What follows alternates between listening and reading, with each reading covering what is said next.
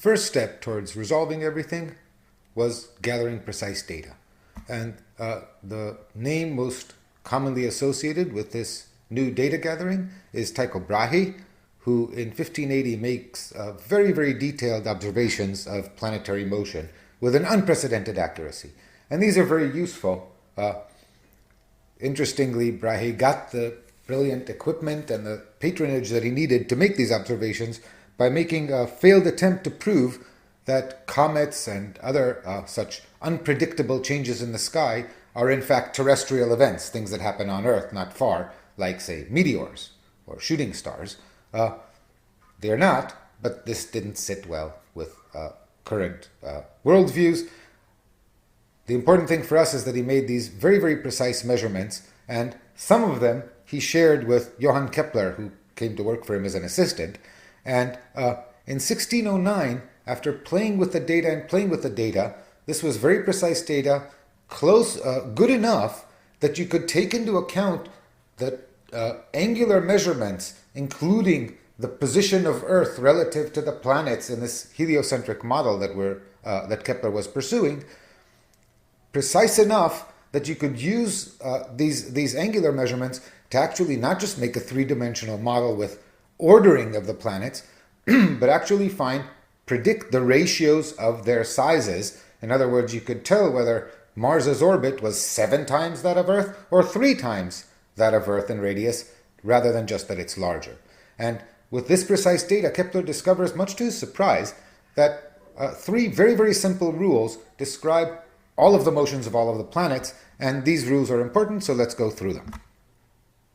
Kepler's first law says that the orbits of planets, the trajectories that planets follow, are not circles, they're not circles upon circles, they're a simple geometric figure. He found this very surprising. They are ellipses. So what is an ellipse? Well, an ellipse is an oval, squash circle type thing, and it's characterized by 2 special points called the foci, the focus in plural, the foci of the ellipse. And an ellipse is a set of all the points in the plane such that the sum of their distances from the 2 foci is the same. So if I take any point on this ellipse, its distance from this point plus its distance from that point are always the same. And if I take these 2 points to be on top of each other, then I'm designing a circle, because then this is just twice the distance from that one point. So if the 2 focal points are on top of each other, then the ellipse is in fact a circle. So this is what an ellipse is, and Kepler's first law says the orbits of all planets are ellipses such that one of the focal points is in fact the sun. What's in the other focal point? Well, the simulation here gives you a hint. The other focus is the empty focus. There's nothing there. It has no physical significance. It's just a point in space. It's not even the same for all the planets. So the empty focus of Mercury's orbit is nowhere near the empty focus of Venus's orbit, but they both share one focal point, and that is where the sun is. So we need to know a little bit about the geometry of an ellipse. So again, an ellipse is characterized, you see as I run here, by the fact that the sum of these 2 distances is always the same, and I've picked some particular size. And we characterize an ellipse by the size of its semi-minor axis, sort of half of the diameter, if you will, of the ellipse, perpendicular, a line through the center, perpendicular to the line between the foci. That's the shorter axis, so that's why it's a minor axis, and this is half of it. And then the semi-major axis, which is the longer radius. If this is a circle, they'd both be the radius. The longer one is the semi-major axis, so that's along the line between the foci. And an ellipse is characterized either by giving these 2 numbers, or alternatively by giving one of them. Typically we give the semi-major axis, and a parameter called eccentricity that measures how different the 2 axes are from each other. So eccentricity 0 is when the 2 foci are on top of each other, and you have a circle, in fact. And eccentricity 1, which this won't allow me to achieve, is a case where the ellipse is so smushed down that it becomes a straight line, and the semi-minor axis vanishes. The eccentricities of the planets you can reproduce. The most eccentric planetary orbit is Mercury's, and it has an eccentricity of about 0.2. The eccentricity of the Earth is closer to 0.02, which means that it's very close to a circle indeed. This is roughly what the Earth's orbit looks like. So this is Kepler's first law. The orbit of any planet is an ellipse, and the sun is at one of the focal points of that ellipse. The second law states that as a planet, let me again exaggerate the ellipticity of this, as a planet orbits the sun, Kepler says, it sweeps out, the line between the planet and the sun sweeps out equal areas in equal times. So this will give us a demonstration. This turns on a sweep for a particular amount of time, and I can start it whenever I want. And the point is that what this means is the areas of all these triangular shapes have to be the same. The implication is that when the planet is near the sun, it needs to be traveling faster, so the stubby triangles are broad, whereas when the planet is farther from the sun, it can travel slower because the longer triangles can be kind of narrow. So not only do Kepler's laws tell you the shape of the orbit, but also the relative speed with which the planet goes. It goes fastest when it's nearest the sun. This point is called perihelion, the point of nearest approach to the sun, and it's always along the major axis, you can see. And at the other end of the major axis is the point of farthest distance from the sun, aphelion, which is where the planet moves most slowly. So these are Kepler's first two laws, and let's go back and summarize that. So we said Kepler's first law was that the orbit of every planet is an ellipse, and these ellipses for the actual planets in the solar system are very close to being circles. The second law tells us how a planet moves faster or slower as it orbits the sun. This is this law of equal areas. The implication is that a planet moves fastest near perihelion and slowest near aphelion when it's far from the sun. This is not very dramatic for, say, the Earth. For objects that might orbit the sun in a far more eccentric orbit, which are sometimes very near the sun and sometimes very far from the sun, say comets, this effect is much more dramatic. So when we get to more eccentric orbits, which exist in the universe, we will have to consider this aspect of Kepler's second law more seriously. And this is enough to determine all the orbits of the planets. And this leads to agreement with planetary positions to a precision, by now there were precise observations, that neither the Copernican model, as it was stated, nor the Ptolemaic model could achieve. And this is a very simple, very straightforward geometric construction, so Kepler was sure that he was onto something. Now the third law is different in the sense that it does not address the motion of a planet. It's a relation between the orbits of the motions of the different planets. Remember that Kepler by now had enough information to measure the actual size of the semi-major axes of the planets, at least their ratios. So one could decide, let us call the semi-major axis of Earth's ellipse 1 something. We call it 1 astronomical unit. So by convention, the definition of something called an astronomical unit is that the semi-major axis of an ellipse is typically called A. We will often call this R because whenever possible we'll be talking about circles, and for a circle the semi-major axis, as we saw, is the radius. The semi-major axis of Earth's orbit defines a unit of distance called an astronomical unit. And so we can always measure distances in astronomical units and later figure out how many meters are an astronomical unit, something that was difficult for Kepler to do, though he had some measurements. We'll talk later about how precisely we know what an AU is. And what Kepler knows is he then knows the semi-major axes for all of the planets in units of an astronomical unit, or at least he knows their ratios. And what he also knows their sidereal periods, because he has the motion down, and because if you want, we can get it from the synodic period using the Copernican calculation, although since things are not circles, you have to be a little more careful. And he notices the following relation. The square of the period for any planet and the cube of the semi-major axis are related by a constant of proportionality. Now, I can always find a number such that p squared is k times a cubed. Just divide p squared by a cubed. The point is that if you divide p squared by a cubed for each of the 5 planets that Kepler knows about, you get the same answer. And this is very important because this is then not a property of the planet, it's somehow a property of the solar system. There is something that all these planets share, and it's the value of this ratio. There might be something interesting here. And it's worth expressing this in perhaps a different way. So remember that we can write the period of a planet, a planet's orbit. The sidereal period can be related to, let me imagine that we're only doing circular orbits, so R and A are the same thing, and I'll call A R. And so I can write the period, relate the period to the radius of the orbit and the speed, which I'll assume uniform because it's a circle, with which the planet orbits the sun. So the period is simply the circumference of the orbit, 2 pi r, divided by the speed with which the planet moves.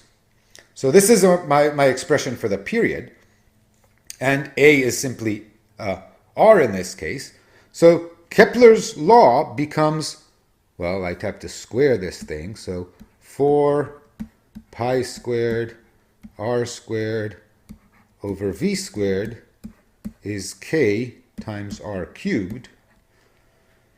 And I have some enticing cancellations here. I can cancel r squared and leave just 1 power of r over here. And what I can find is an equation that we might find use for later that says if you know how far from the sun a planet orbits, from this you can figure out its period. From this you can figure out the speed with which it's moving, multiplying by v squared and dividing by kr. I find that v squared is 4 pi squared over kr, a relation to which we will have time to return. And what is the numerical value of k? Well, k is a kind of funny physical constant, the first of its kind, but we'll meet many of them. Remember that a is a length in meters or astronomical units or whatever it is. P is a length of time, so k is some number of perhaps seconds squared per meters cubed. It is a completely different number of hours squared per mile cubed. K is a physical constant which depends on the units you're using. You can always pick your units of distance and time to make k equal to 1 if you so desire. In natural units that we will try to use, seconds and meters, it most certainly is not 1. But the important thing for us is that k, whatever it is the same for all the planets. And that is hinting at some deep underlying physics because it's something that is true for all of them. Setting this aside for a minute, we have other progress. Galileo, about a year after Kepler obtains his laws, gets his hands on the newest technology, a telescope, a spyglass.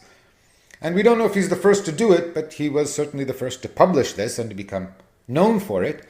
He used a telescope to look up in the sky.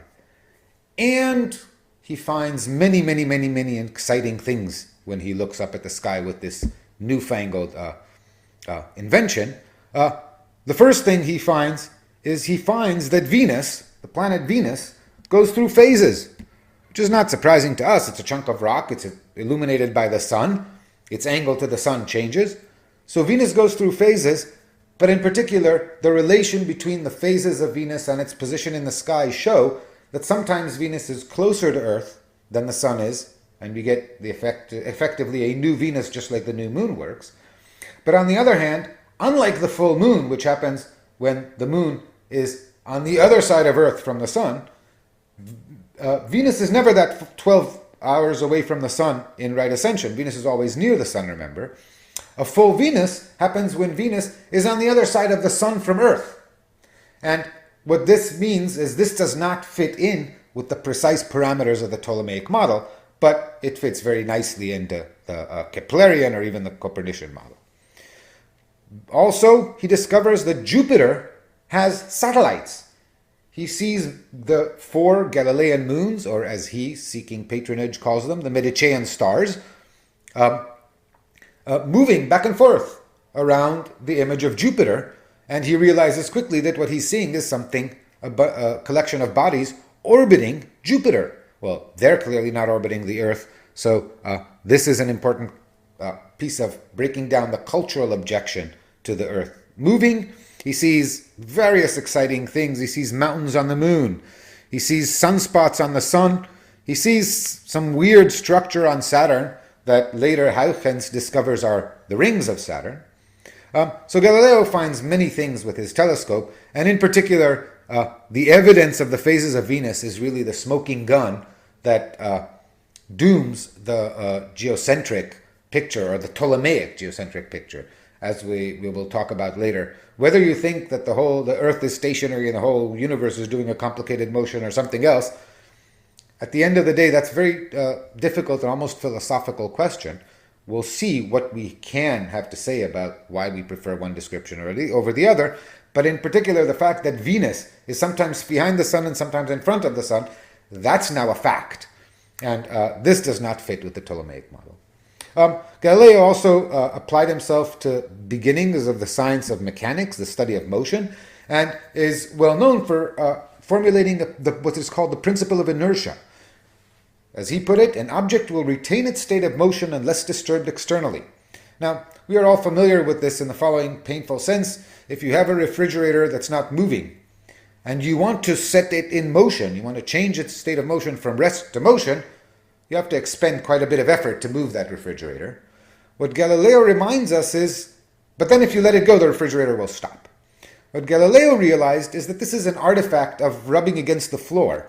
And if you put the refrigerator on ice or on roller skates and started it moving, it would be just as hard to stop it or change its direction of motion as it was to get it started in the first place. And that is an abstraction that cannot be understated. Galileo made many brilliant deductions, but he never really got mechanics right. What was missing for Galileo, among many things, but the technical ingredient that was missing, was that the mathematics required to discuss mechanics correctly hadn't been invented yet.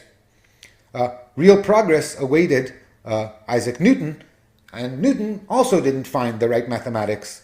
It hadn't been invented yet, so Newton just went ahead and invented it. That was the calculus, and we will have to work around it because we don't use calculus. So we've made incredible progress. Look, the planets have, and in general, the heavens have been removed from some spiritual realm of spheres, and we now have objects that are a given distance and a given position in the universe. It's a 3D world out there. There are moons that orbit the planets. This is all a physical system. We can study it, we can observe it. Galileo observes the moon as a moon, something to be observed, not some heavenly object. We have Kepler's laws, and the predictions of Kepler's laws from such simplicity, such precision, is extremely compelling. Moreover, it turns out that these laws are a lot more universal than Kepler could have imagined. In fact, they govern any kind of orbiting system. They govern the solar system. They govern the various moons of Jupiter, as was discovered not long after he published his book.